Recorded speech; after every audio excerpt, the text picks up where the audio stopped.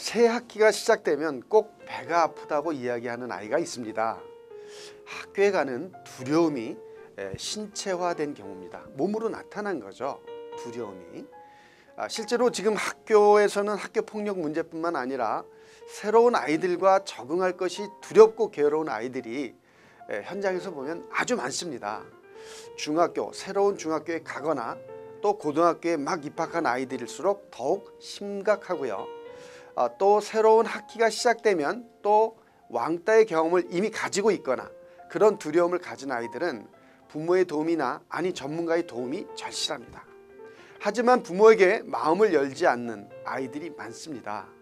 안타까운 마음을 이야기해보면 아이들은 묵묵부답이거나 오히려 짜증을 내기도 합니다. 아이들이 부모에게 마음의 문을 열지 않는 이유 중 대부분은 부모의 가르치려고 하는 방법 때문에 그렇습니다. 교훈을 주려고 하는, 답을 주려고 하는 이런 방법 때문에 아이들은 이 부모의 의도와 달리 아주 냉담한 태도를 보입니다.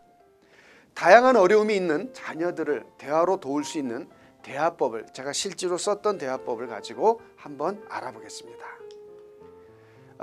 제가 이제 한 아이랑 대화를 하는 겁니다. 이렇게 대화를 시작하는 거죠. 내일이면 개학인데 기분이 어때? 아이가 이렇게 말합니다. 아는 아이가 없는 학교를 가는 게 엄마 같으면 좋겠어요. 이렇게 말하죠. 그러면 엄마는 이렇게 말하는 거예요. 그래? 전어도 그런 문제로 힘들었으니 그럴 수 있겠네. 참 많이 걱정되는구나 라고 감정을 읽어줍니다. 부모가 공감해줘서 이 정도의 대화가 진행된다면 그래도 다행입니다. 여기까지도 어려운 경우가 실제로 많습니다. 부모가 자녀의 대화 시 주의할 점은 첫 번째 경청입니다. 경청의 방법을 잠깐 말씀드리겠습니다. 첫째, 아이와 대화할 때는 눈을 바라봅니다. 아이의 눈을 보는 거죠. 아이의 두 눈을 바라봅니다. 두 번째, 고개를 끄덕이면서 대화를 합니다. 아이의 말을 들으면서 고개를 보면서 또 고개를 끄덕이는 게 두 번째입니다. 세 번째 볼까요? 세 번째는 아이가 하는 그 끝말을 따라하거나 혹은 키워드를 반복하는 거죠. 이렇게 하는 것이 공감의 첫 번째 방법이 됩니다. 아주 기초적인 공감이죠. 이 세 가지만 지켜도요, 아이들의 태도의 변화가 일어납니다. 아이들의 말이 길어지고요, 아이들의 목소리가 커지고요, 신나서 목소리로 큰 목소리를 이야기합니다. 실제로 그 다음 장면을 가볼까요? 이렇게 또 물어봅니다. 어떤 경우에 학교에서 힘드니? 아이가 말합니다. 반에서 나에게 말 거는 친구가 하나도 없고 친한 아이들끼리 대화하고 어울릴 때 그때가 힘들지 뭐, 이렇게 말합니다. 그럴 때 그럴 때 힘들구나 라고 아이가 말한 그것을 다시 반복해 주는 것도 매우 좋은 방법이 됩니다. 또 다른 경우는 어떤 때 힘든데? 이렇게 물어봅니다. 점심때도 자기들끼리만 함께 밥 먹어요. 매점 갈 때도 자기들끼리 가고. 그래? 점심과 매점 갈 때도? 또 다른 경우는 없니? 그 정도예요. 아이가 이렇게 말하죠. 보통 이쯤에서 부모는 걱정과 함께 가르치거나 이제 교훈을 주려고 합니다. 그런데 참아야 합니다. 참고 다음으로 넘어가 보겠습니다. 그럼 너가 그런 어려움이 있는데도 친구들과 빨리 잘 친해지기 위해서 어떤 노력, 어떤 시도를 해보고 싶니? 이렇게 물어보는 거죠. 그러면 다른 아이들이 먼저 말을 걸어줄 때까지 기다리는데 나는, 이렇게 소심하게 보통 이야기합니다. 그렇구나.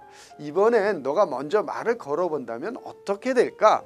이렇게 질문하는 것도 좋은 방법이 됩니다. 그러면 소심한 아이들은 보통 저 못해요. 어떻게 처음 보는 아이한테 말을 걸어요? 이렇게 이야기할 수 있겠죠. 그럼에도 불구하고 또 이렇게 이야기합니다. 그렇다면 그럼 먼저 미소를 띠면 어떨까? 그 아이가 내가 먼저 미소를 띈다면 어떻게 나올까? 이렇게 물어보는 거죠. 그러면 아이가 이제 이렇게 말하더라고요. 간혹 먼저 말을 거는 아이도 있지만 난 쑥스러운데. 그럴 때 또 한번 반복해 줍니다. 쑥스럽구나. 그래, 또 다른 어떤 시도를 해볼 수 있을까?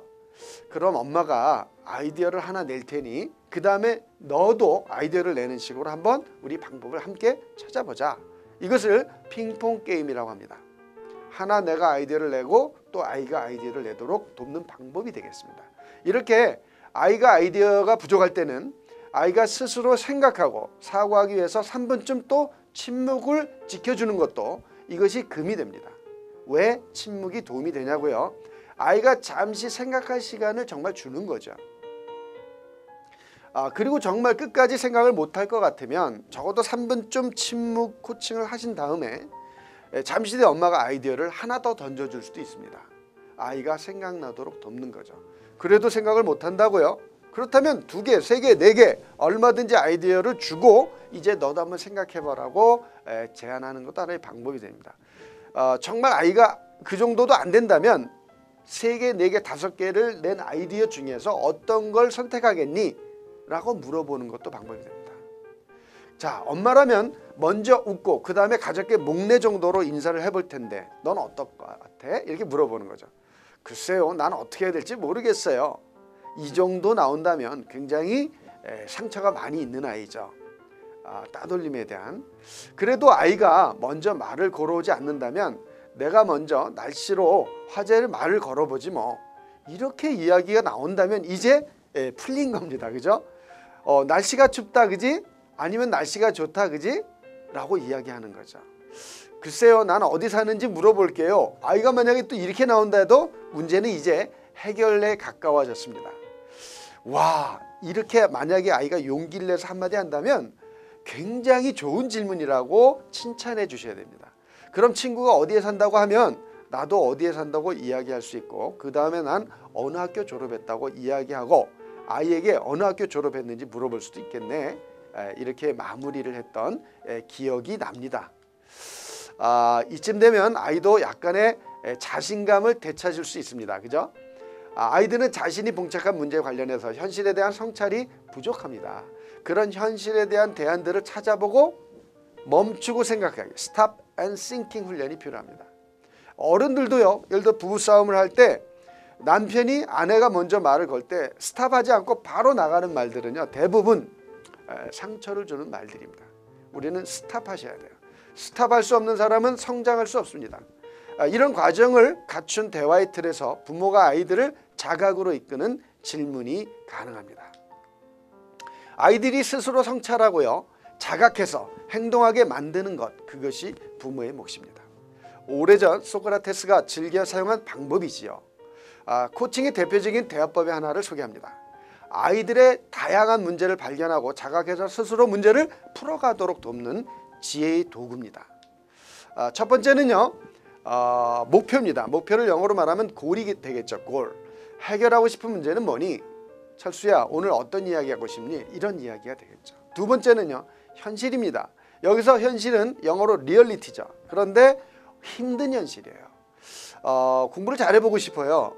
그렇구나. 그런데 너가 공부를 잘하고 싶은데 현실적으로 공부가 잘 안 되고 있는 어려움이 있다면 뭐니? 너의 성적을 발목 잡고 있는 현실이 있다면 뭐니? 이렇게 물어보는 것이 현실, 리얼리티가 되겠습니다. 또 계속 물어보시는 게 좋습니다. 안 나올 때까지. 그리고 이제 세 번째는 옵션입니다. 그럼에도 불구하고, 그런 많은 어려움이 있음에도 불구하고 목표를 이룰 수 있는 방안이 있다면 뭐겠니? 첫 번째, 두 번째, 끝까지 물어보는 거죠. 이렇게 많은 옵션, 선택들이 나왔을 때 마지막으로 이제 의지를 물어보는 거죠. 그 중에서 가장 하나를 먼저 선택해 본다면 어떤 걸 해보겠니? 이렇게 물어보면 아이가 이제 선택을 하게 됩니다. 이것만으로도 코칭에 머리는 빠졌고 꼬리는 빠졌지만, 물고기로 말한다면 꼬리가 빠지고 머리는 빠졌지만 몸통이라고 하는 부분이 완성이 됩니다. 오늘은 한 사례를 놓고 코칭의 몸통 부분을 함께 살펴봤습니다. 감사합니다.